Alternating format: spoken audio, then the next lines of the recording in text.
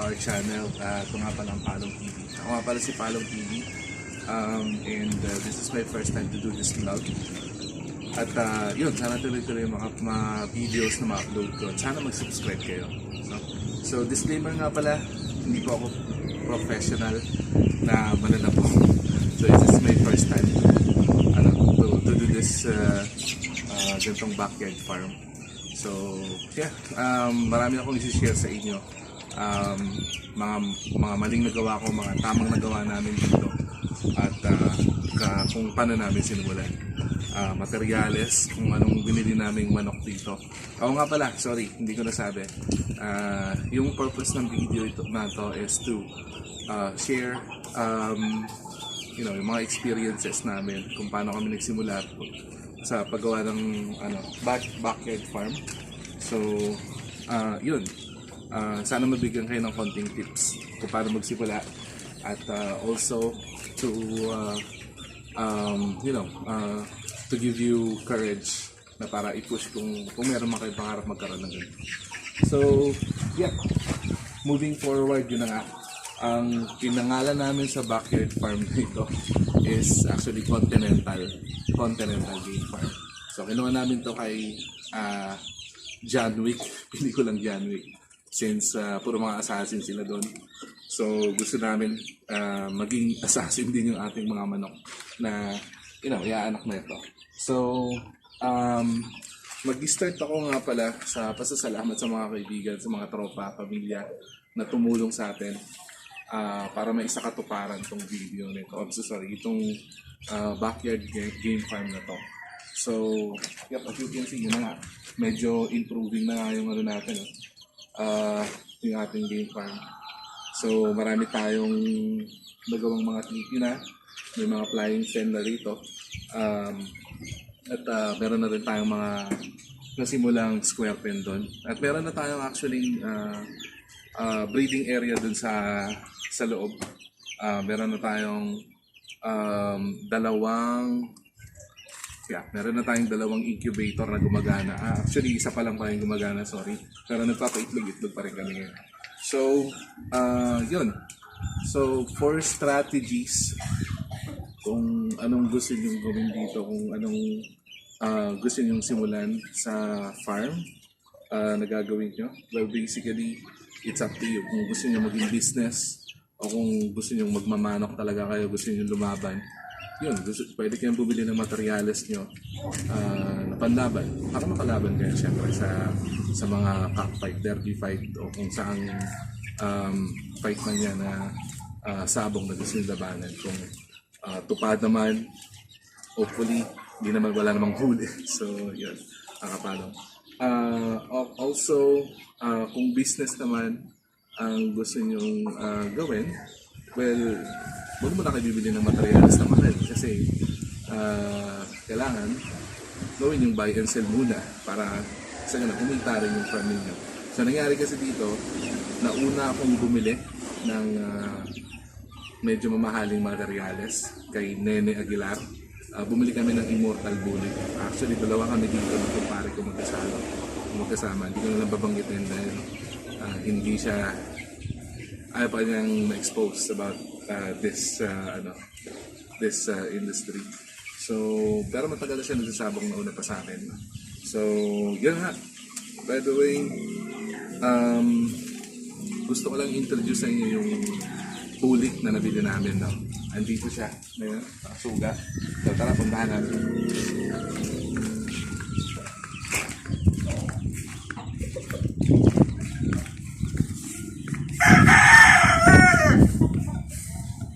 Ito siya, si Bullet, Immortal Bullet. So, yan. Hindi ko na lang sasabihin yung presyo kung magkano binili, pero trio siya. Dalawang Allen Roundhead na babae. At yan, isang si Bullet. So, pakita natin. Ayan, mo siya. So, ngayon, nagbiligan siya. At pogi talaga. Pero ang ganda pa rin ang katawan niya. Kahit na pinapakasta na namin ito. Pero ang ganda pa rin ang katawan niya. Pakita natin yung wing band. Okay. Yung wing band niya. Ito pala. Nene. Nene Aguilar 2023. So binili namin to nung May. Dalawa actually yung wing band niya. Meron pang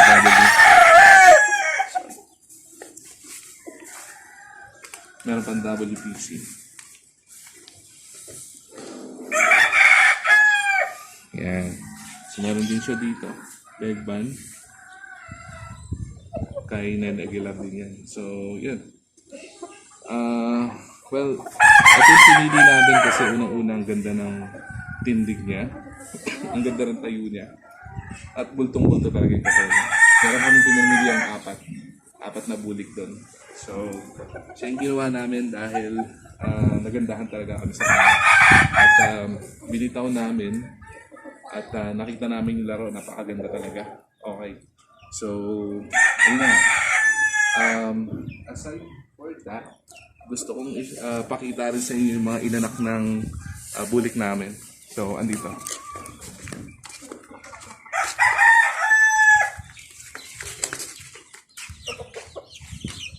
Ayan. Actually, mix siya. Hindi lang siya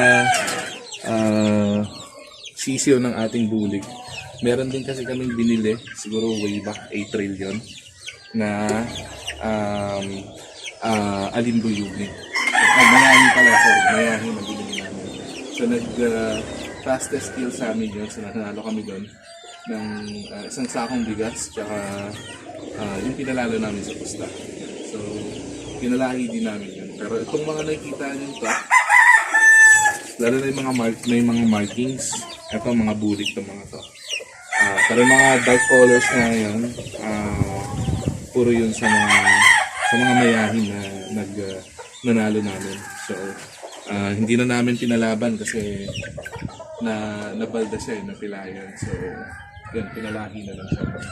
So, yun na. Sa ngayon, nakasalang pa rin si bulik.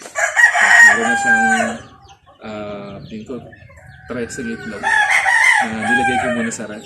Binalot ko ng dyaryo. Pues para hindi naman masira. Kasi iba-iba yung temperature natin. Na init, tapos minsan malamig. So baka pa kaya magsimula na siya mag-form dahil sa init, tapos biglang lumamig. So hindi matutuloy yung development ng sisiyo sa loob ng itlog. So yun na nga. Ito ang ating yung inanak. So marami pa akong i-share kung paano gumawa actually ng sabi natin incubator. Yung pare ko kasi skilled yun electronics din. So siya actually gumawa ng ating incubator. Successful naman. So you can see may maraming napisa na sisiyo, no? So ngayon meron pa nakasalang doon sa maliit na incubator. Naggumawa ulit kami ng mas malaki doon kasi plano namin yun na nga, magdagdag pa ng mga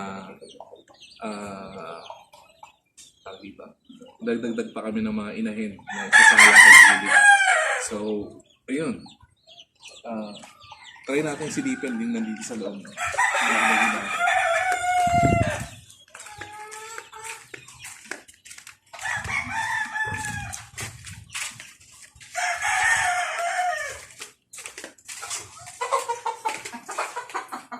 Ayan. So, andito tayo sa loob. So, as you can see, maliit lang talaga itong bucket. So, tingnan namin battery cage. So, nagamit na namin to nung unang papisa namin. So, may mga 1, 2, 3, 4, 5, 6, 7 kaming inahin. Actually, hindi naman sila lahat nakasalang kasi kinukondisyon pa namin yung iba. At hindi naman talaga sila dito dapat nakakulong din. Nilalagay din namin sila sa square pen para makondisyon at para lang makaunat-unat din sa makalipad-lipad. So, ito nga pala yung isang Nene Aguilar. Ito yung light to, no? Light. So, ito yung light na Allen Roundhead. Nga pala si Immortal Bulik, ano pala yun, na kay Nene Aguilar. Siya ay purong Allen Roundhead. Okay? So, mga Allen Roundhead talaga yung lahi nila. Pati itong dalawa galing to kay Nene Aguilar. So, yun. Ito hindi pa to nakasalang kasi kinukondisyon ko pa kahit pa paano para ano. Sa ngayon, 3 pa lang nakasalang kay Bulik natin, kay Mortal Bulik natin. So, ito, yung isang Kelso, tsaka yung isang Lemon natin. So, ito naman sa kumpare ko to. Ito ay White Hats, no? Hindi ko na alam kung anong linyada niya, basta alam ko White Hats siya. Hindi ko na ma-explain yung details. So, ito naman, binili rin namin ng kumpare ko. Ito yung isang McLean Hatch to. So, maganda rin ang inanak na ito. Yung sisyo na rin ko yung pinares namin sa aming Peruvian.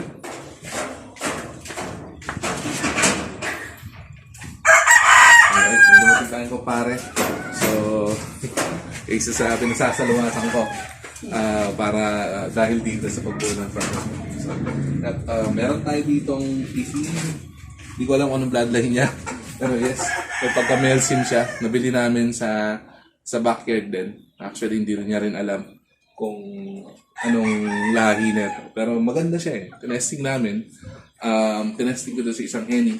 So, may Henny kaming itim din. So, makikita natin. Magaling din kasi maglaro yung Henny na nabili namin. So, yun, makikita natin kung ano magiging laro ng anak niya. So, ito naman. Itong isang to ay galing sa tito ko. Shout out kay Tito Sir GC.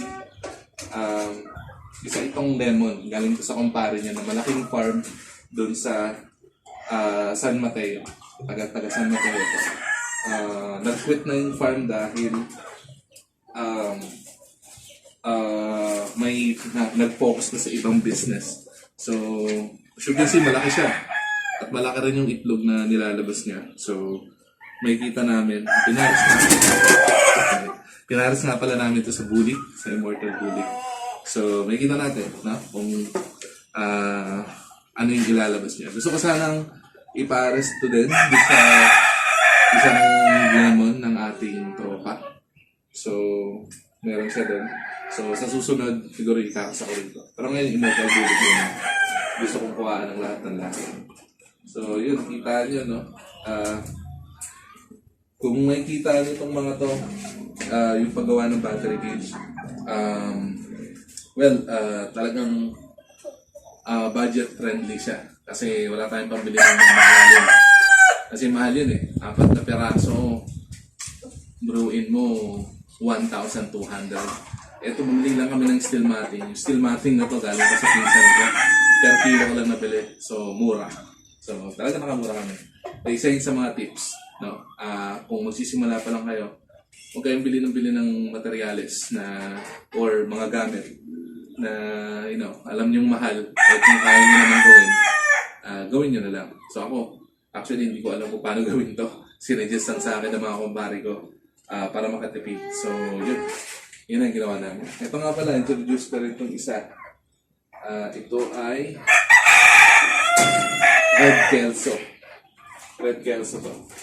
So, ito ay manok ng kumpare ko. Ni Pare Romel. So, ito yung pinakamalaking inahin, no? Ganda. At high station talaga. Makikita mo naman maganda yung postura ng manok na to. Inahin na to. Alam mo, katawan na ng panlaban, no? So, yun. Sa ngayon siguro yun lang muna yung video na i-share ko sa inyo. Okay. So, yun. Sa ngayon siguro yun muna yung video na i-share ko sa inyo. Maraming salamat sa panonood. At sana hit niyo yung subscribe button. Pati na rin yung notification button, yung bell button. Para naman maging updated kayo sa mga videos na i-upload ko pa. So, yep. Again, this is Palong TV. So, maraming salamat sa kanal. And, yep. Yun na. Signing out. Thank you.